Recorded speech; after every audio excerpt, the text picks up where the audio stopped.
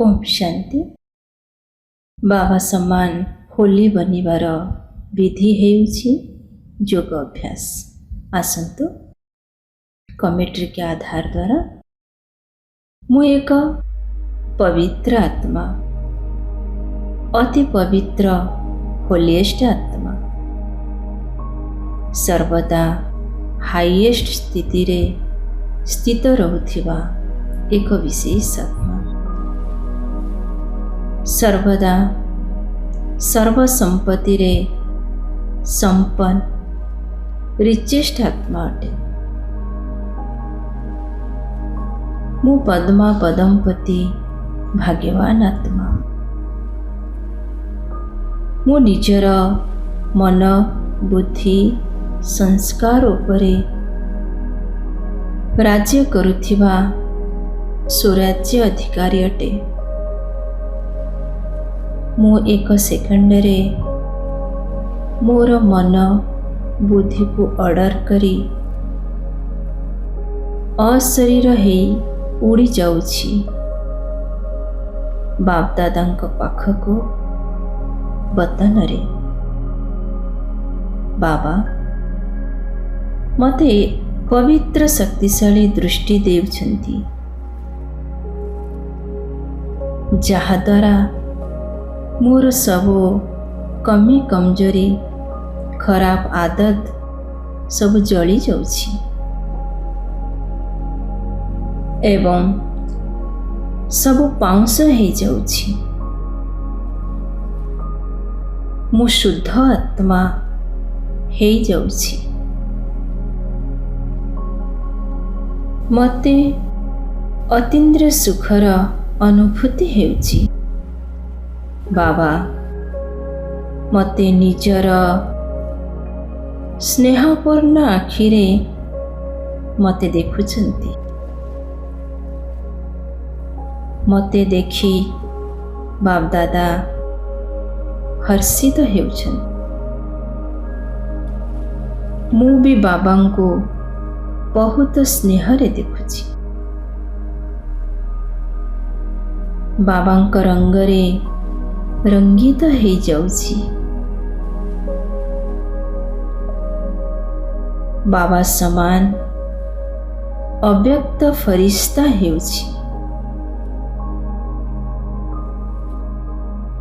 मैं मेरे को तेरे में परिवर्तन करके बेगर टू प्रिंस हेउछि। मु निजर तन मन धन संबंध सब बाबांको अर्पण करि देइछि। मोर तो एक बाबा, द्वितीय रे आउ केही नाहंती। रिटर्न रे बाबा मते सर्व अविनाशी प्राप्ति रे संपन्न करुचंती, जहाकू केही छड़ेई नहीं पारिबे नहीं एवं जड़ेई पारिबे भी नहीं, बुड़ेई पारिबे नहीं।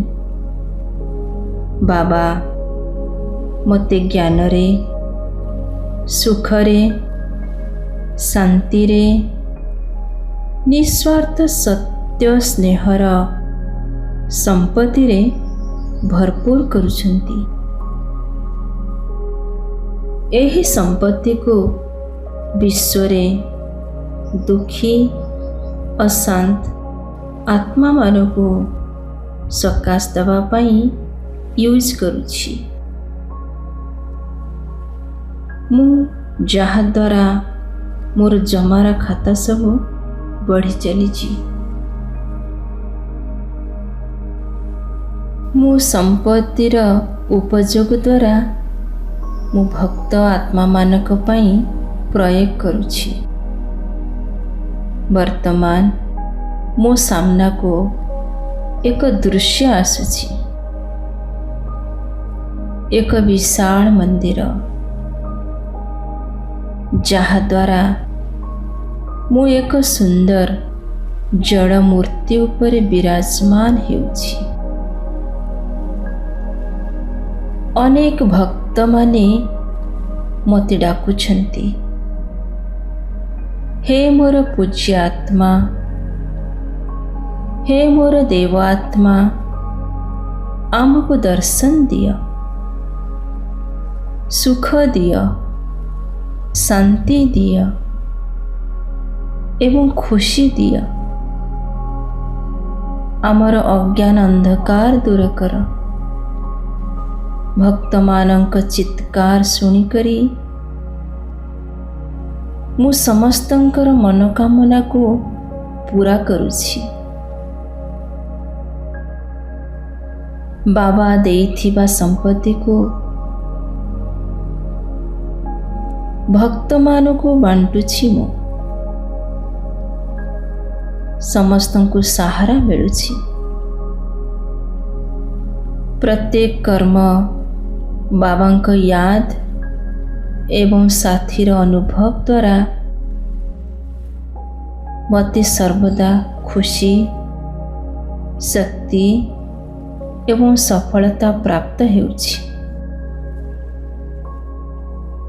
ମୁଁ ଡବଲ ଲାଇଟ୍ ତୀବ୍ର ପୁରୁଷାର୍ଥୀ ହେଉଛି। ଅନେକ ପରିସ୍ଥିତିର ହଲଚଲରେ ମୁଁ ସର୍ବଦା ବାବାଙ୍କ ସାଥିରେ ଅଚଳ ରହିଥାଏ। ମୁଁ ନିଜର ବା ଅନ୍ୟର କାହାରି ବି ବିତି ଯାଇଥିବା କଥାକୁ ଚିନ୍ତନ କରେ ନାହିଁ। ବିତି ଯାଉଥିବା କଥା ମୋ ପାଇଁ ପୁନର୍ଜନ୍ମର କଥା ପରି ସମାନ ଅଟେ। ଯାହା ବିତିଗଲା ସେ ବିତି ଯାଇଛି, ବିଲକୁଲ ସମାପ୍ତ ହୋଇଗଲା। ମୁଁ କ୍ଷମାର ସାଗରର ସନ୍ତାନ, ମାଷ୍ଟର କ୍ଷମାର ସାଗର ଅଟେ। ଦୟାର ହୃଦୟ ବିତିକୁ ବିତି କରି ଆଗକୁ ବଢ଼ିଥିବା ଆତ୍ମା ଅଟେ। ମୁଁ ଯେତେ ବି କଥାର ବିସ୍ତାର ଅଛି,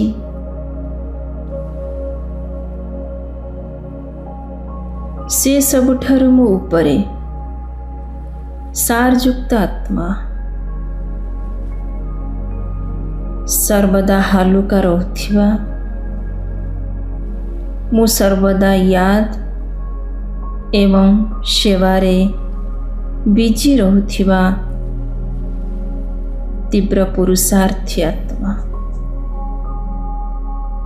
ସ୍ୱପରିବର୍ତ୍ତନ ଦ୍ୱାରା ବିଶ୍ୱ ପରିବର୍ତ୍ତନ କରୁଥିବା ଏକ ବିଶେଷ ଆତ୍ମା। ଓମ୍ ଶାନ୍ତି, ଶାନ୍ତି, ଶାନ୍ତି।